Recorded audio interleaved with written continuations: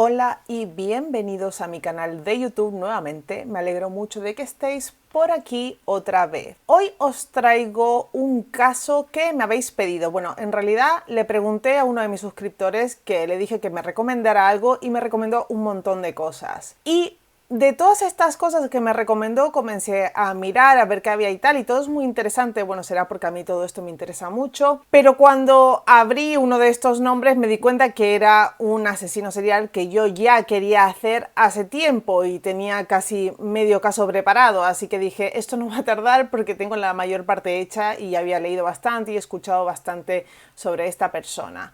Así que el vídeo de hoy va a ir sobre el asesino de la caja de juguetes, David Parker Ray. Así que sin mucho más que agregar, comencemos.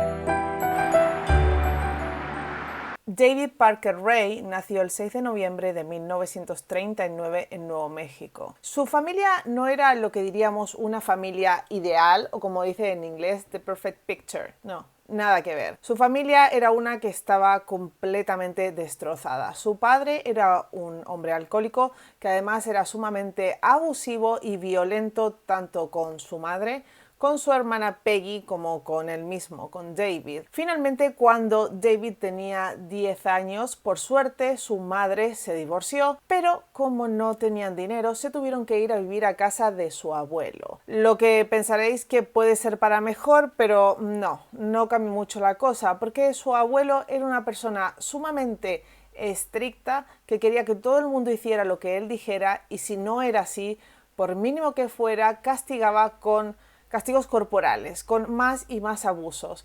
Así que había pasado de una cosa a la otra y las dos eran iguales. Para colmo, la madre de David tenía un grave problema con el alcohol y con las drogas, así que poco después de llegar a la casa de su padre, como evidentemente no quería acatar ninguna regla ni orden ni quería hacer una vida en familia, se largó y no la volvió a ver nunca más. No se sabe nada más de ella.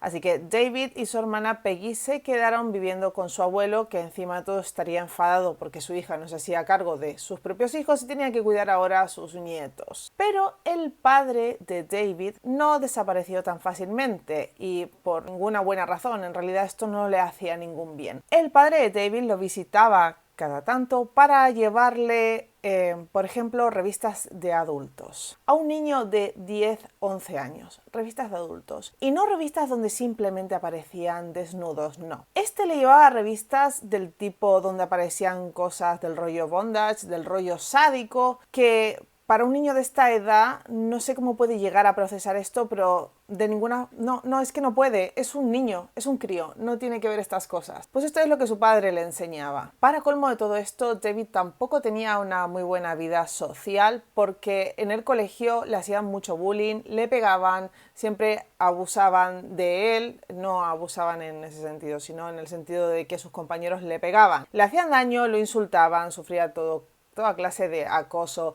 escolar. ¿Qué pasa? Que David no tenía nada de autoestima, cero porque nunca había recibido amor. Y evidentemente si lo único que recibes a lo largo de tu vida, especialmente cuando estás creciendo, es odio y golpes y cosas de estas, no puedes construir tú una autoestima que haga que te puedas defender o que te veas seguro delante de la gente, sino que no construyes nada.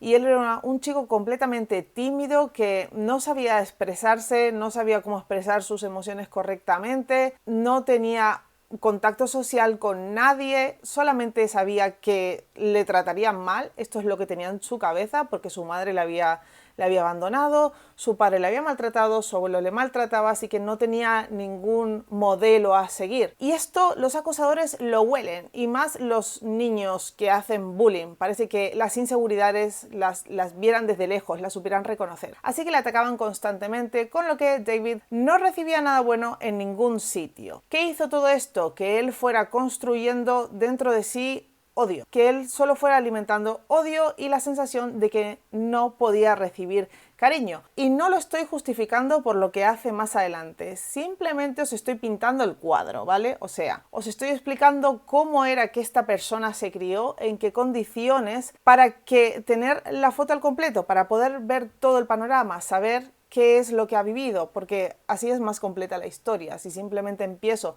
por lo que ha hecho y no sabemos nada de su pasado, para mí al menos no tiene mucho sentido. Para cuando David tenía 17 años, siguió el camino de sus padres, podemos decir, porque empezó a abusar del alcohol y de las drogas, lo que tampoco le hizo nada bien a su cabeza, que ya no estaba bien del todo, pero por otra parte se alistó en el ejército, como para intentar darle un rumbo a su vida. Es en este entonces cuando, como curiosidad, os contaré que su hermana Peggy, que tenía 14 años, entra a su cuarto y encuentra las cosas de David, es decir, todas esas revistas que tenía allí para adultos. Y entre todo esto también encuentra dibujos que hacía David.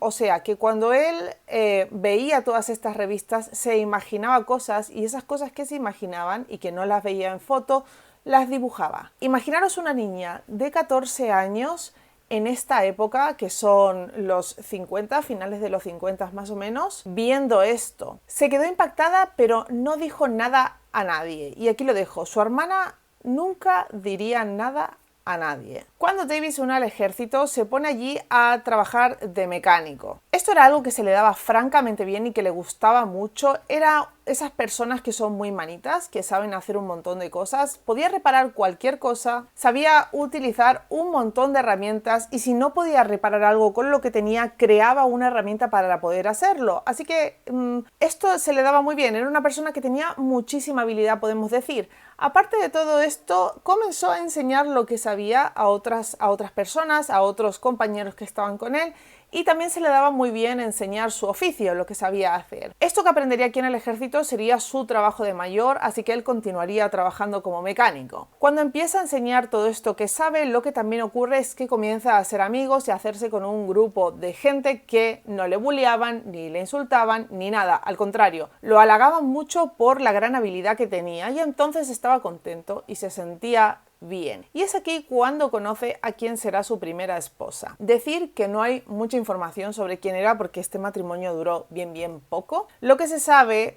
es una historia muy corta, y es algo que ella dijo en el juicio, que se casaron y que poco después de casarse, él un buen día le cuenta una historia de que cuando era un adolescente había secuestrado a una mujer, la había atado a un árbol y la había estado torturando hasta la muerte. Ella cogió esto como si fuera algo que no pasó de verdad. Ella cogió esto como si no fuera la verdad del todo. Ella pensó que tal vez David no estaba muy bien de la cabeza y que se estaba imaginando cosas, y no contó esta historia a nadie. Más adelante en el matrimonio, que ya os digo que duró muy poco, empezó a ver que David tenía bastantes problemas psicológicos y que hacía cosas raras. No dice qué, dice que hacía cosas raras. Así que decidió divorciarse. Seguido a esto, David se casaría 3 veces más y se divorciaría 3 veces más. De estos 3 matrimonios tuvo 2 hijas, que no voy a decir el nombre porque el nombre de una no está, y porque básicamente ellas no quieren verse involucradas en nada que tenga que ver con su padre, y es muy comprensible, así que simplemente vamos a decir que tuvo 2 hijas que hoy por hoy no quieren saber absolutamente nada de él. Luego de todo esto, David decide mudarse a un pueblo que tiene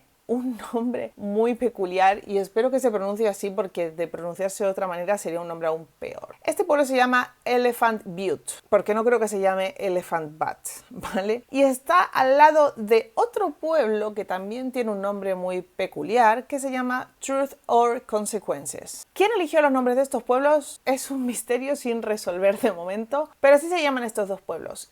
¿Qué es lo que quiero con estos pueblos? Pues que sepáis que están en el medio de la nada, porque es importante para el desarrollo de este caso. Elephant Butte y True or Consequences están muy cerca entre sí, y lo que tienen entre medio es una gran presa que está allí en un lago. Están en el medio del desierto y no hay nada alrededor. Yo cuando lo vi me recordó mucho a un caso que hice aquí, que es el de April Beth Pidsen, que si no lo habéis visto os lo dejo por aquí arriba, que desaparece en el desierto de Mojave. Pues Este sitio es un estilo aquel desierto. ¿Por qué? No simplemente porque es un desierto, sino porque en teoría estos pueblos se habían construido como para que vaya gente que quiere retirarse y usa el lago para pescar y para estar tranquilos. El clima es seco, lo que es bastante bueno para las enfermedades respiratorias. Un clima seco es genial, y como la gente grande suele tener estas dolencias, pues pero no acabó siendo así. Estos dos pueblos acabaron siendo utilizados para drogas, prostitución, robos, violencia, gente que va y que viene de pasado un montón, lo que lo hace aún más peligroso porque en realidad nunca sabes quién vive allí, con lo que la inseguridad es completa. Y la otra cosa que pasa aquí es que la policía, como sabe que la mayor parte de las veces las víctimas de los crímenes tristemente suelen ser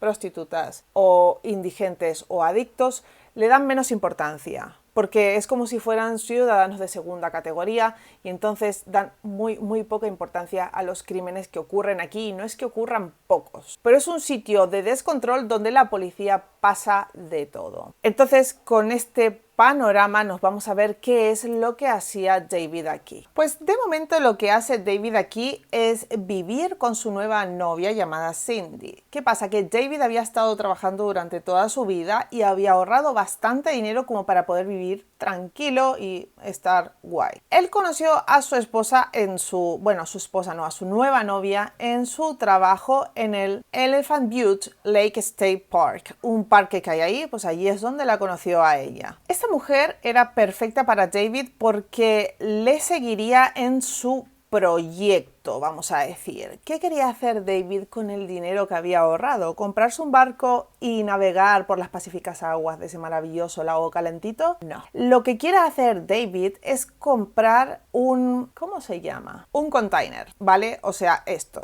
esos containers que llevan los trailers que van en los barcos. Quiere comprar eso para hacer su Toy Box, su caja de juguetes, y así es como lo va a llamar. Y ella le apoya incondicionalmente en esta idea que tiene. Así que tiene más de $100.000, como unos $200.000 para gastarse en comprar esto y en poner por dentro todo lo que le apetezca. Y lo hace porque es que encima vive en el medio de la nada, no tiene vecinos cerca. O sea, ahí no hay nadie, las casas están bastante alejadas, y eso es lo que os digo. Es un sitio donde lo último que va a importar aquí es si pones tú un container en el patio de tu casa o no, porque hay muchas otras cosas que están pasando alrededor que son más importantes y peores que esto. ¿Y con qué va a rellenar David esto? ¿Con un sofá y una tele? No, David no tiene esos planes para este tráiler. David lo que va a hacer es rellenarlo con cajones y cajas y montones de espacios para guardar espadas, cuchillos, ganchos, tijeras, bisturís, cuerdas, cinturones, cuerdas para colgarse del techo de donde hiciera falta, un ataúd con peluche dentro, ¿vale? Con tela peludita por dentro. No sé para qué quiere esto, ya lo veremos. Y todas cosas de este estilo. Asimismo, también tiene herramientas para la electrocución, como también un montón de herramientas de las normales, como pueden ser martillos, tenazas, pinzas, todo lo que os imaginéis, y juguetes del tipo juguetes para adultos. También tiene de esto. Aparte de que tiene taladros, bueno, lo tiene todo. Ya os podéis imaginar, cadenas, más ganchos, todo. Como hemos dicho antes, David es mecánico y sabe hacer herramientas, así que también construyó sus propias herramientas para adultos, vamos a decirlo así, porque si no el vídeo se censura, no me pagan, no lo publican y no se lo dicen a nadie, y no quiero esto. Construyó unas especies de juguetes que no apetecen a nadie. Estaban llenos de clavos, de pinchos, eran cosas extremadamente grandes, cogía tubos de PVC, los llenaba de clavos o ponía cosas del estilo en taladros para que se movieran a gran velocidad. Imaginaros el daño que puede hacer. No os imaginéis, pero ya, os dais cuenta. Aparte de todo esto, cogió todos los dibujos y las fotos de las revistas que había venido coleccionando durante todos aquellos años y empapeló las paredes de este trunk, de este tráiler con todo ello por todas partes para no perderse absolutamente nada. Aparte de esto, también puso imágenes aún peores de mujeres siendo asesinadas o ahorcadas o siendo secuestradas o atadas, y mezcló todo esto para hacer su gran collage. Aparte de todo esto que os he nombrado, también de alguna forma consiguió una silla de ginecólogo que la tenía ahí, la había preparado para que lo de las piernas pudiera abrirse más de la cuenta, mucho más de la cuenta, hasta que básicamente se te salieran las piernas de las caderas. Así de claro. Encima también construyó una especie de cama de madera que tenía forceps para atar manos y pies, y encima de todo esto en el techo puso un espejo para que él o quien estuviera allí pudiera ver todo lo que pasaba sin perderse detalle. David utilizaba para sus torturas, para lo que quería hacer aquí, utilizaba también animales, lo que no voy a dar ninguna opinión sobre esto, no hace falta que lo diga. También utilizaba animales. Como podéis ver, nada de todo lo que estaba aquí estaba hecho para causar placer a nadie, sino todo lo contrario. Esto era una auténtica cámara de torturas. Y con todo esto llegamos hasta 1999. ¿Qué hace David? Se disfraza de policía y empieza a patrullar la zona. Ya os he dicho que aquí está lleno de adictos, de prostitutas, de gente sin techo, así que es muy fácil secuestrar a cualquiera porque, como ya os he explicado, es gente que no le importa a nadie, y muchísimo menos a la policía, porque están ahí como diciendo, bueno, da igual, si total es otro indigente, es otro adicto, es otra prostituta, no les interesa a nadie. Debbie se disfraza de policía entonces y se dirige a buscar a su primera víctima. Se acerca a una mujer que está trabajando en la calle, su nombre es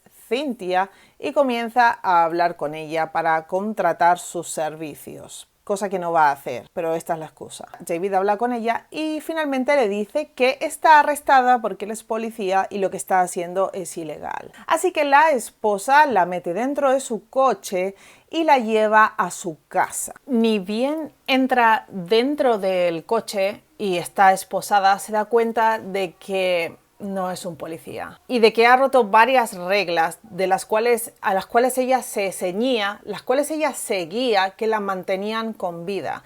Pensar que la vida de Cynthia no había sido nada fácil. Ella desde los 13 años que llevaba trabajando en las calles, si no era de esta manera, era vendiendo drogas, pero era la forma que había tenido de sobrevivir porque durante su infancia había sufrido abusos y nadie cuidaba de ella.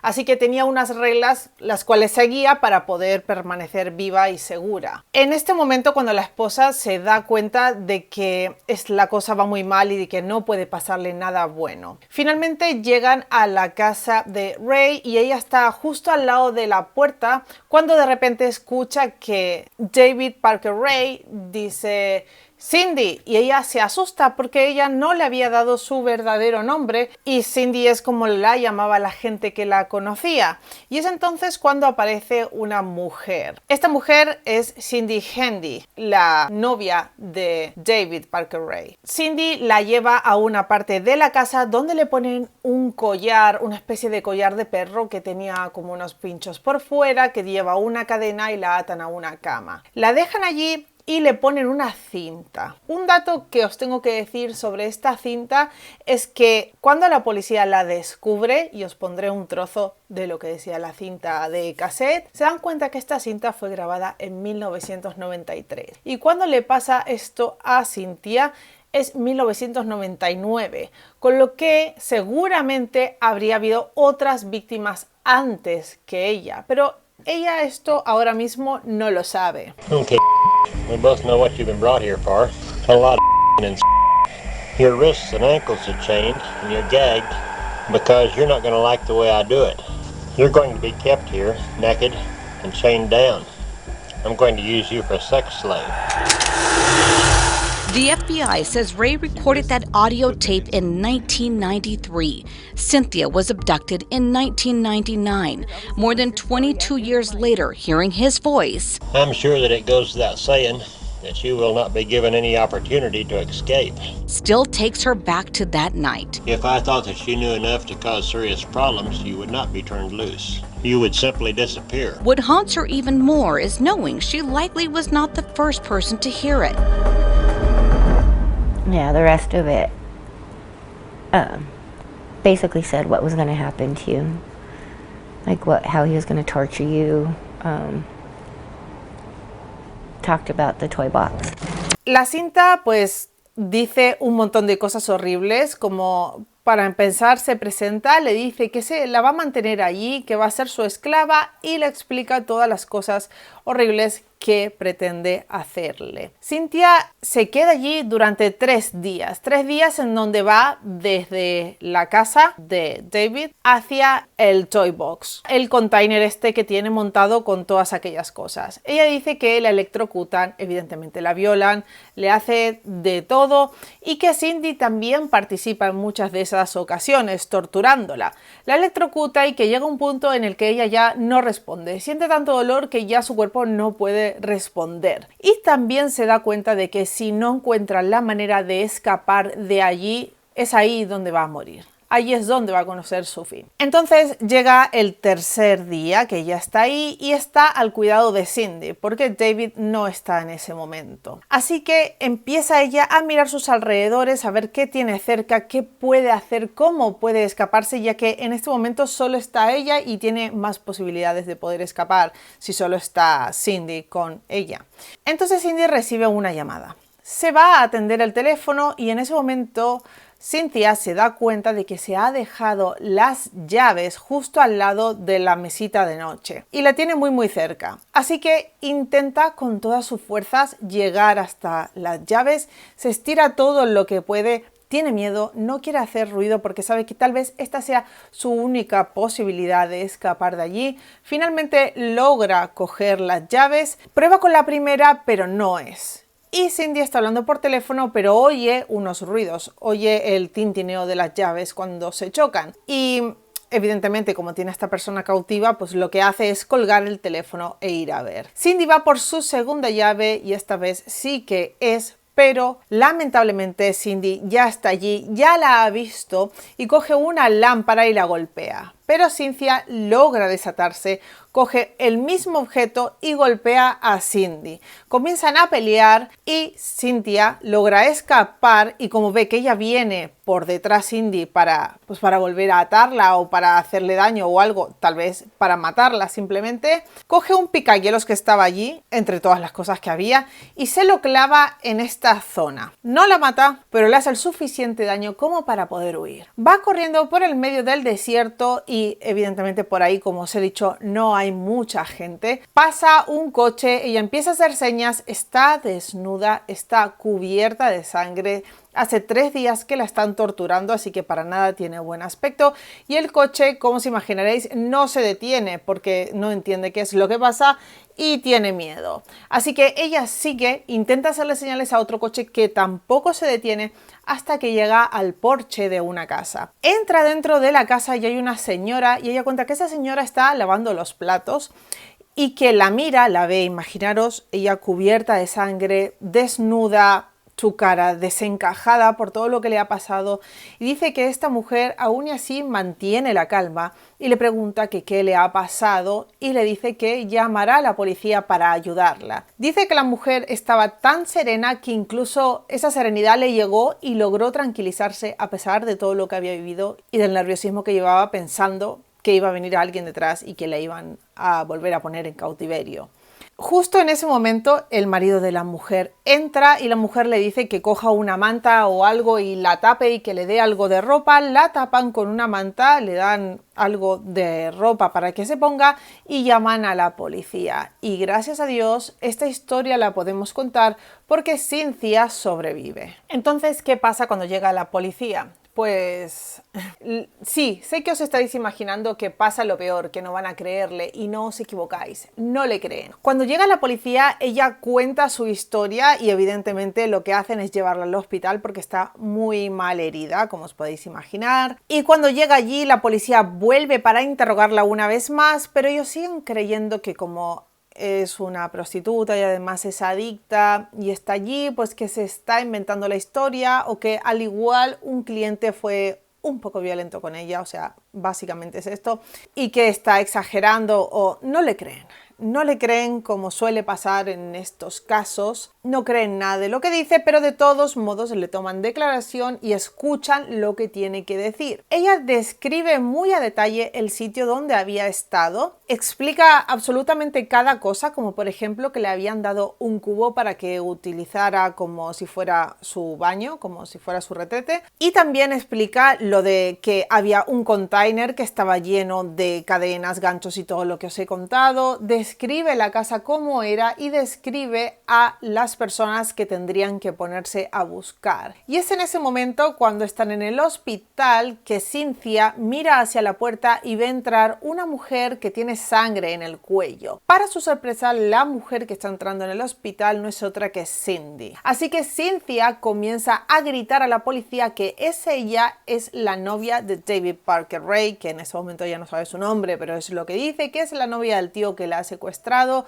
que es esa, que se lo miren. Bueno, como se pone tan nerviosa, la policía evidentemente no puede seguir haciendo la vista gorda y se dirigen hacia ella e interrogan a Cindy y a David. Cuando los interrogan le dicen que tienen que registrar su casa, como es evidente, para ver si algo de lo que había contado Cindy coincidía con la casa donde vivía esta gente o eran todas puras invenciones. Así que van hasta allí, entran a la casa y coinciden muchas cosas. Hay cadenas, está el cubo este que le habían dado, hay una lámpara rota, que es exactamente lo que contó de la pelea que habían tenido. Hay un picahielos que tiene sangre. Todo coincide. Entonces se dirigen hacia el patio de atrás y es cuando descubren el container lleno de las cosas de Dave. Y la policía se queda perpleja porque esto es un completo desastre. Es terrorífico. Está allí la silla de ginecólogo, está allí los elementos para la electrocución, están todas estas herramientas para adultos, vamos a decirlo así, que había construido, y evidentemente se dan cuenta de que Cynthia no está mintiendo. Y no solo eso, sino que tienen a una persona que potencialmente pudo haber matado a más de una mujer allí dentro. Además de todo lo que encuentran allí, de todas las herramientas que tenía él para la tortura, encuentran que en una parte, en un punto de esta habitación, había una especie de pizarra que tenía unos papeles enganchados. Cuando miran estos papeles tiene fechas y arriba dice secuestrados o secuestradas, como lo queráis ver. Pone la cantidad de personas que había secuestrado en cada año. Pone 1993, 1995, 1997 y pone esos palitos tachados de 4 en 4 para ir contando la cantidad de mujeres, creo que habían sido todas mujeres, que había secuestrado y que había mantenido en cautiverio mientras torturaba hasta que finalmente murieron. ¿Qué pasa con esto? Que entonces ahora tienen un asesino serial al que tienen que investigar. Aparte de todo esto, encuentran un montón de fotos Polaroid de mujeres que estaban allí atadas o en la silla esta de ginecólogo o con el collar como le había hecho a Cynthia, siendo torturadas con expresiones en su cara que decían claramente que todo esto no era consentido, que realmente estaban sufriendo. Y además, y como si fuera poco, encuentran un papel que tenía ahí en la pizarra, que lo tenía bien visible, que era como un recordatorio de por qué nunca jamás tenía que liberar a ninguna de estas mujeres. En este papel decía que una mujer, para liberarse, arañará, gritará, intentará pegar, morder, mentirá, se inventará cosas, dará excusas, ofrecerá dinero, ofrecerá sexo, ofrecerá cualquier cosa con tal de huir de allí. Dirá que está embarazada, que tiene la regla, que está enferma, lo que sea. Pero por esta razón nunca debe de soltarlas, porque si era lo bastante valiosa como para mantenerla en cautiverio, lo es como para no dejarla ir. Y al final tenía una frase que decía: no dejes que te atrapen, no dejes que te engañen. Era como una especie de recordatorio para él mismo, para reforzar en su mente que nunca tenía que dejar ir a ninguna de estas víctimas. Además se encontraron también unas cintas de VHS donde había varios videos de diferentes diferentes mujeres. El primero que ven es de una mujer que no se ve consciente, no parece estar en posición de poder consentir absolutamente nada. Parece estar ida o casi muerta o drogada o en alcoholismo letárgico, pero no está en posición de consentir lo que le está pasando. Así que eso de que ellas querían no puede decirlo porque es evidente que no. ¿Que creéis que es una locura que se pueda presentar esta opción como para defenderlo? No lo es. Puede hacerse y de hecho se hace, aunque algo parezca lo peor del mundo, si se puede decir que tal vez había consentido, es un problema.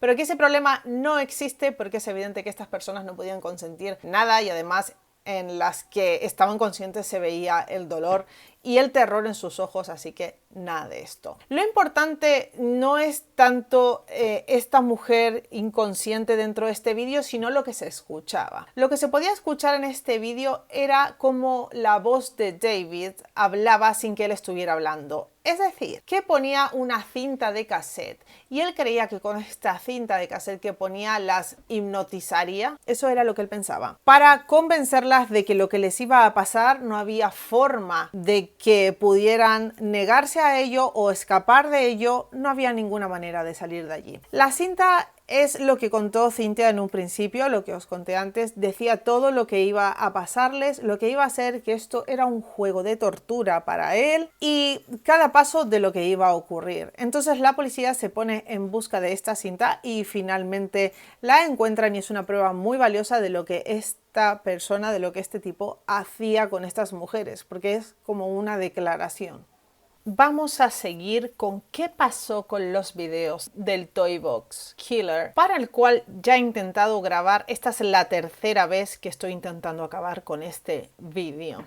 Por eso veis tanta ropa y peinados diferentes. Cuestión, que estos VHS que encuentran los empiezan a investigar. Entonces la policía ve a una mujer que tiene unos tatuajes, un tatuaje bastante especial, no es como una mariposa o algo normal y corriente que puede tener cualquiera, sino como un tatuaje muy único. Y entonces deciden que tal vez puedan encontrar a esta persona si aún está con vida y que puedan hablar con ella si es que es así. Así que envían la cinta al FBI, que logra sacar el tatuaje de la imagen para reproducirlo de forma más gráfica, que se vea mejor, más clara, más nítida, y buscan a esta mujer. No me preguntéis cómo, porque no lo sé. No sé cómo logran, o sea, no sé cómo llegan a la idea de que a través de un tatuaje van a encontrar a esta persona. Y no sé tampoco cómo logran encontrarla, pero la cuestión es que la encuentran. Ella se llama Kelly y ahora vive en Colorado. ¿Qué pasa? Que para aquella época Kelly vivía en Elephant Butte. Contactan con ella de una manera inexplicable para mi forma de entender las cosas, porque es que es increíble toda la investigación que hace. Lo que me hace pensar que no tenemos nada de privacidad. No la teníamos en los 90 y muchísimo menos ahora. La cuestión es que dan con ella y van a hablar con ella. Le piden por favor que necesitan hablar con ella para saber qué es lo que ha pasado aquí. Kelly les explica que en ese entonces vivía en Elephant Butte y que aquel día se había peleado con su marido y que había decidido salir a tomar algo con sus amigas para celebrar que no tenía que aguantar a su marido. Así que va con sus amigas por ahí, va a dar una vuelta, a tomar unas copas. Acaban en un sitio que se llama Blue Water Saloon. Es un sitio donde hay mucha gente local, están ahí pasándolo bien. Mientras estaban allí en el bar, ella se encuentra con una vieja amiga, una conocida. Esta chica se llama Jessie Parker Ray. ¿Y quién es? Pues es la hija mala de David Parker Ray. Es la que no es la otra, la que no es la que no quiere saber nada. Esta tía conocía a Kelly y se ponen a hablar. Están hablando y para cuando está acabando la noche, Kelly se da cuenta de que se siente súper mal y solo se había tomado 1 o 2 cervezas como mucho, así que no tenía sentido que se encontrara así.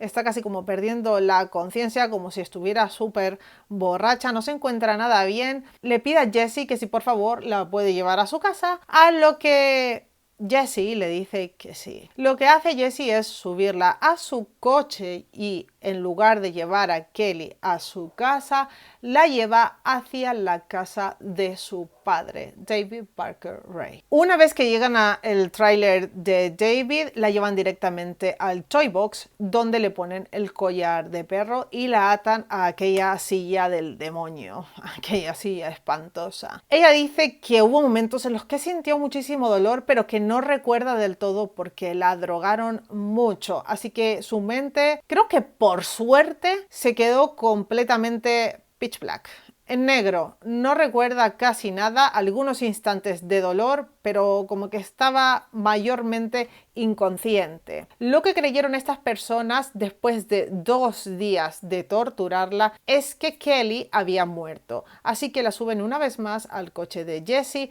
quien la tira a un lado de la carretera. Lo que pasa es que Kelly no estaba muerta y se despierta dándose cuenta que estaba allí en el medio de la nada, pero que al menos estaba con vida. Cuando Kelly se despierta ahí al lado de la carretera, pasa otro hombre en un coche, un completo desconocido, que la ve y decide ayudarla por suerte y la lleva a su casa. Cuando Kelly llega a su casa, le explica a su marido lo que le ha pasado, pero este no le cree. No le cree nada de la historia, piensa que ha estado engañándolo durante 2 días o que ha estado drogándose por ahí durante 2 días. Ella intenta explicarle lo que le ha ocurrido y a pesar de que está muy mal herida, él no le cree nada. Así que este matrimonio acaba en divorcio y Kelly acaba mudándose a Colorado. Lo que pasa aquí cuando la policía la interroga es que ella, como no recuerda mucho y ellos necesitan que recuerden, hacen algo que me parece espantoso. O sea, yo no sé cómo pudieron haber hecho algo así. Vale que eran otros años no muy lejanos, bueno, un poco sí, pero no sé. Es que este punto de la historia me parece completamente grotesco. Lo que hace la policía es enseñarle el vídeo de ella misma siendo torturada, agredida y todo lo que os podéis imaginar que le pasó durante 2 días. Claro, Kelly hasta entonces tenía pesadillas de lo que le había pasado, pero no estaba segura de que fuera un recuerdo o solo fueran malos sueños. Y vivía como con un cierto miedo y tenía como algunas paranoias, pero no era nada claro, no era nada certero. Tenía la sensación de que le había pasado algo muy malo, pero no estaba muy segura del qué, porque ya os digo, lo recordaba todo negro. Pero cuando ve el video que le enseña a la policía, no sé por qué, en qué momento se les ocurre que esto es buena idea, lo recuerda todo. Toda la historia se monta en su cabeza como un puzzle y la deja completamente traumatizada. O sea, imaginaros ser vosotros y estar viendo esto, estar viendo cómo os hacen esta clase de cosas, cómo os torturan, cómo todo esto a vuestro cuerpo y tener que configurarlo en el cerebro para darte cuenta de que todas estas paranoias y estos malos sueños que creías tener en realidad eran realidades, cosas que te habían pasado en verdad. Lo que hacen es dejarla completamente traumatizada. Luego más adelante también sale un canal de televisión que intenta reconstruir la historia y le hace una entrevista a Kelly, con lo cual no la ayudan para nada a seguir adelante con su vida, haciéndole remover esto una y otra vez. Para lo único que sirve este reportaje que hace la televisión es para que salga otra víctima. Ella se llama Angelica. Angelica había denunciado a este tío, había denunciado la van, o sea, lo había denunciado todo, pero la policía no le había hecho caso. Esto que le pasa a Angelica le pasa, creo que justo antes que a Cindy. Sí, justo antes que a Cynthia, la primera chica que hemos contado la historia. Lo que pasa con Angelica es que, al igual que Cynthia, era prostituta y adicta, pero a diferencia de Cynthia, no había podido hacer corroborar su historia como lo hizo ella, porque recordar que Cynthia se encuentra con la novia de Parker Ray en el mismo hospital y entonces ya no queda otra que la policía vaya al tráiler, pero le creen por esto, porque si rememoramos, en realidad cuando ella lo cuenta, no le están creyendo, porque es lo que ya os he dicho como 3 veces, sé que soy pesada, pero es así. La policía no le hace caso a estas mujeres porque para ellos no son nada. Es así, es cruel, es horrible, pero es la realidad, porque si realmente les importaron un poco hubieran investigado cuando, por ejemplo, Angélica denunció y todo esto no hubiera seguido hacia adelante, no hubiera ocurrido más veces, pero no lo hicieron. Así que para este entonces la policía decide ponerse a interrogar a la novia de David, Cindy. Cindy era descrita por sus amigos como una mujer que escuchaba mucho la radio cristiana, maravilloso, que era como súper dulce, le gustaban los animales pequeños, los perritos chiquitos, o sea, parecía como un rayo de sol, pero era una perra porque siempre había ayudado a David a captar mujeres, por ejemplo, e incluso había estado involucrada en lo que ella contó como tráfico de mujeres. O sea, que captaban mujeres, las torturaban y luego las vendían para que trafiquen con ellas, para hacer trata de blancas, así que peor aún. La cuestión es que Cindy aparece en un montón de vídeos y ella participó de un montón de estas torturas, así que para nada es trigo limpio. Ella decía que David hablaba de las mujeres como que eran su propiedad y cuando decía que iba a matarlas decía que iba a empacarlas o algo así. Usaba palabras como si fueran cosas. Para él las mujeres eran cosas, sin más, y no le importaba, como ya podemos ver, absolutamente nada de ellas. Ella se ofreció a ayudar a David en cualquier cosa que pudiera ayudarle para que él pagara menos condena, lo que me parece completamente enfermo aparte de todo lo que hizo. Y también contó lo que había hecho con muchas de estas mujeres. Dice que David también había tomado un montón de fotos, pero que pasado un tiempo las había quemado, con lo que tendrían menos fotos que encontrar que le sirvieran como pistas, pero bueno, ya tenían bastantes. Y contó cómo se deshacía de las mujeres. Dijo que algunas las troceaba y las enterraba, que otras las tiraba muy lejos en el desierto para que se las comieran los animales, pero que había intentado tirar a una al lago, pero que esta mujer había salido a flote, con lo que su cadáver se veía. Así que aprendió lo que tenía que hacer para hacer desaparecer cadáveres en este lago que había ahí, que era abrirles el estómago, así se rellenaban de agua o les ponía piedras o lo que fuera y entonces se hundían más rápido y no volvían a salir a flote. Cindy confesó que David había tirado a ese lago a unas 7 u 8 mujeres más o menos que estarían allí en el fondo. Entonces lo más razonable, ya que querían pruebas, sería ir a buscar en el lago. Lo que dijeron los investigadores es que el lago era demasiado profundo y el agua estaba demasiado oscura y costaba mucho dinero hacer esto y que posiblemente no los encontrarían a estos cuerpos y que drenar el lago también era muy caro, aunque era una presa, podrían haberla abierto para que fuera a la presa siguiente el agua, pero no hicieron absolutamente nada porque no les importaba, como ya lo hemos dicho. La cuestión es que a Cindy se la condenó por secuestrar personas, por ayudar a secuestrar, por ser un accesorio, claro, en inglés es un accesorio, pero en castellano vendría a ser un cooperador necesario para todos los crímenes cometidos. La cuestión es que fue sentenciada a 36 años de prisión. Pero, solo tiene que cumplir la mitad de su sentencia, así que fue liberada en el 2017. Ahora vamos a hablar de la hija mala de David, porque de la otra no vamos a decir nada. ¿Qué pasó con ella? Resulta que ella, como para excusarse, dijo que ella fue quien dio el soplo al FBI de que su padre estaba secuestrando mujeres para venderlas a una red de trata de personas. Lo que pasa es que este supuesto chivatazo que dio no se encontró, con lo cual sabemos que esto es mentira. Kelly era conocida por vender drogas en esta zona, por ser bastante violenta en general y porque aún vivía con su madre, una de las exmujeres de David. Dicen que tenía una relación un poco dura pero bastante cercana con su padre, a lo que ella dijo que ella sí que le había llevado mujeres, pero que ella creía que solo las violaba y ya, como si eso fuera poca cosa. Pero que no sabía más nada y que cuando se enteró que hacía lo que hacía, no torturarlas, sino venderlas, entonces fue ella quien denunció al FBI, lo que luego, pues como no se encontró, tampoco se le ha de creer. La cuestión es que fue acusada por crímenes contra la integridad sexual, secuestro de personas y conspiración. Ella fue liberada luego de cumplir 2 años y medio de su sentencia, solo 2 años y medio.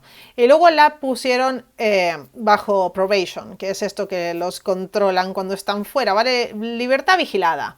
Durante tan solo 1 año, solamente eso, y ya está. Pero hay un dato importante en este caso al cual no se le ha dado mucha repercusión por lo que yo he visto. Al igual alguien me dice, sí, esto se ha dicho un montón. Vale, yo no lo he visto mucho, pero hay un dato importante y es que aquella cinta que él grabó en 1993 como que da a entender de alguna forma, junto con cómo fue que desaparecieron tantas mujeres, secuestró a tantas mujeres así sin más en un pueblo tan pequeño y la policía, todo lo que hizo y tal. La cuestión es que todo lo que pasó, toda esta bola de mierda, da a entender que él no actuaba solo y que no lo ayudó solo su hija, sino más gente. Hay varias teorías que dicen, se cree que hubo incluso agentes de policía que estaban involucrados en esto. O sea, no en que secuestrara y torturara mujeres, sino más bien en que secuestraba mucha cantidad de mujeres porque las vendía y había una gran red de trata de personas y que aquí habría muchas personas del pueblo involucradas, policías, etcétera, etcétera. Pero no se le dio mucho más bombo a esto. Entonces, ¿qué pasó con David? Pues bien, veréis, él lo negó todo. Sí, lo negó todo. Dijo que no había hecho nada de todo esto que se le estaba acusando. Dijo que como estas mujeres eran prostitutas, él les había pagado por todo esto y ellas habían accedido. Así que si ahora estaban diciendo que esto no era cierto, ¿él qué podía hacer? Eran prostitutas, o sea, ¿cómo les iba a creer a alguien? El problema de todo esto es que no había ningún cuerpo. Si bien había varias cintas de vídeo que mostraban cosas horribles, no había ningún cuerpo. Lo que sí había es todo este diario que él tenía, donde había más de 40 personas ahí, que él nombraba a cada mujer una por una, lo que les hacía cuando las había secuestrado y tal, y el FBI creía que esto sería prueba suficiente porque estaba todo tan detallado, aparte de que el tener el toy box, o sea, esta caja de la tortura que tenía, demostraba que no estaba loco, sino que todo esto había sido de forma premeditada, que había pensado muy bien en lo que quería hacer y cómo lo quería hacer, y que lo había estado preparando durante mucho tiempo y creían que con todo esto tenían un caso bastante fuerte. Entonces, en el 2001 comenzaron los juicios a David Parker Ray y no se hizo uno solo, sino que se hicieron 3. Uno para cada una de las víctimas conocidas que tenían nombre y apellido y que estaban vivas: Cynthia, Angelica y Kelly. En el juicio, lamentablemente el juicio de Angelica nunca se pudo hacer porque ella murió antes de una sobredosis, pero los otros sí, y sí que pudieron acusarlo de algunos de los asesinatos que había cometido y se le dieron 224 años de condena, lo que me parece maravilloso. El problema es que le pudieron acusar de algunas cosas, pero no de todas, y los investigadores acabaron diciendo que estaban seguros de que al menos había matado a unas 60 mujeres, pero que solo podían condenarlo, bueno, solo, claro, menos que 60, pero no solo porque eran muchas, de 40 casos, que eran los que estaban marcados en su agenda. Luego del juicio, en el 2002, David dijo que iba a decir dónde estaban todos los cuerpos para que los pudieran encontrar y darles sepultura, y tal vez encontrar a la familia de estas personas o no, pero al menos que no estuvieran por ahí, que nadie supiera dónde están, sin que pudieran descansar en paz. Pero curiosamente, poco antes de que lo dijera, en el mismo 2002, David tuvo un ataque de corazón de estos masivos que viene uno tras del otro, que acabaron con su vida. Se murió sin decir dónde estaban estos cuerpos. Si no hubiera sido por Cynthia, que logró escapar y logró que le hicieran caso gracias a que se encontró con esta mujer en el hospital, gracias a que pudo herirla, porque si no esto nunca hubiera ocurrido, este tío hubiera seguido vivo y hubiera seguido matando y vendiendo mujeres. Y tengo que decir que lo de la trata nunca lo pudieron acabar de probar, y tampoco se sabe qué habrá pasado con estas mujeres que supuestamente fueron vendidas. Para finalizar con este caso, decir que años después de que muriera este hombre y de que dijera que había mujeres enterradas por ahí, pero no dijera exactamente dónde, los investigadores decidieron investigar cerca de este lago en un... Bueno, no es un bosque porque es un desierto, pero en una zona específica que tiene un poco de vegetación, ahí cerca del lago, para ver si aquí encontraban algo, pero no hallaron nada. Y en 2011 volvieron a investigar por la zona y por los alrededores, pero claro, como nunca miraron debajo del agua, nunca encontraron ningún cuerpo. Dijeron que era muy caro, que era muy... Bueno, ya os he explicado lo que pasa cuando no les interesa. Así que el caso se quedó así. Digamos que los culpables pagaron. Bueno, la hija de David no pagó casi nada porque solamente estuvo 2 años presa o 2 años y medio y luego 1 año en libertad condicional, así que tampoco es mucha cosa para todo lo que hizo y tampoco se ha sabido nunca más si esto de los secuestros y la trata de personas era cierto o no, o ir más allá. Así se ha quedado el caso. Y esta ha sido la historia del asesino de la caja de juguetes. Como siempre, decidme qué pensáis de todo esto en los comentarios que los estoy leyendo. Dejar un like si os ha gustado el vídeo, suscribiros al canal si os interesan las historias, os gusta cómo lo cuento o si os apetece, suscribiros. Muchas gracias por estar allí y hasta la próxima. Adiós.